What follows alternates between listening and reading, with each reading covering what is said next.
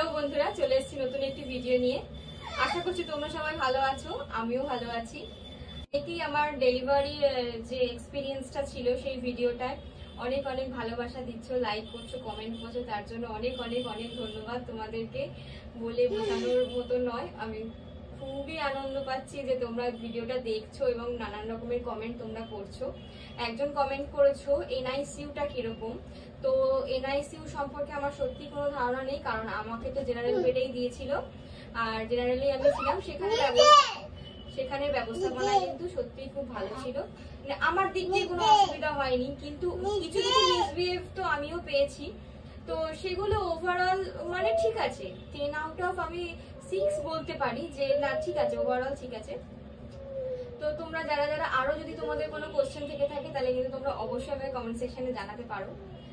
আরো কিছু কথা বলবার জন্য আজকের ভিডিওটা আমি করছি যে আমার মাতৃত্বের আজকে 2 বছর হতে এখনো 2 মাস বাকি রয়েছে। তো এই 2 বছর জার্নিটা আমি খুব ভালোভাবে উপভোগ করেছি এবং করছিও, তো সেই নিয়ে তো কোনো কথা নেই। কিন্তু এর মধ্যেও অনেক রকম ডিফিকাল্টিজ যে সামনাসামনি আমাকে হতে হয়েছে, অনেক রকম মুশকিল, বা বাচ্চাকে মানুষ করার ক্ষেত্রে, বাচ্চাকে 2 বছর অবধি করার ক্ষেত্রে কি কি মাইলস্টোন আমাকে ক্রস করতে হয়েছে, কি কি সমস্যার সম্মুখীন আমাকে হতে হয়েছে, সেগুলো সবটাই তোমাদেরকে বলবো।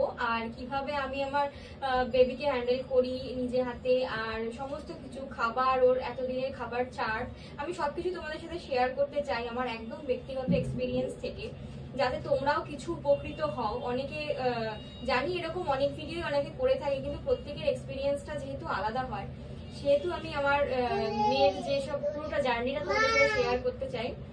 সরি যে সাউন্ডটা একটু নয়েজি রয়েছে, খেলছে।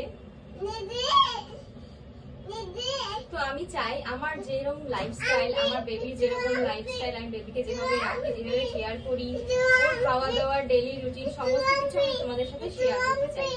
তো এরপর থেকে আমি চেষ্টা করব যে ওর সমস্ত কিছু তোমাদের সাথে শেয়ার করা, আর কিছু কিছু কুসংস্কার সমস্ত কিছুই মানে তোমাদের সাথে শেয়ার করতে চাই। কিছু কিছু কুসংস্কার আমরা এখনো আঁকড়ে ধরে বসে আছি, তো সেগুলোকেও আমাদের বাইরের দিক থেকে এবং ভেতরের দিক থেকে অবশ্যই অবশ্যই আধুনিক হতে হবে। যেহেতু বাহ্যিক দিকটা আমরা আধুনিক হয়েছি, কিন্তু ভেতর থেকে কিন্তু আমরা এখনো অব্দি আধুনিক হইনি। নানান রকম কুসংস্কারে আচ্ছন্ন হয়ে আছে আমাদের মন এখনো।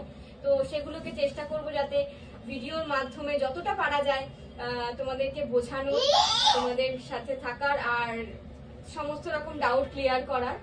তো চলো, আজকের ভিডিওটা শুধু এইটুকুনই ছিল। নেক্সট ভিডিওতে আবার দেখা হচ্ছে। কি তোমরা জানতে চাও আমার থেকে, সেটাও অবশ্যই কমেন্ট করো। আর প্লাস আমি আমার personal experience day by day পুরো তোমাদের সাথে শেয়ার করতে থাকবো। চলো, আজকের মতো এইটুকুই। দেখা হবে পরের একটি ভিডিওতে।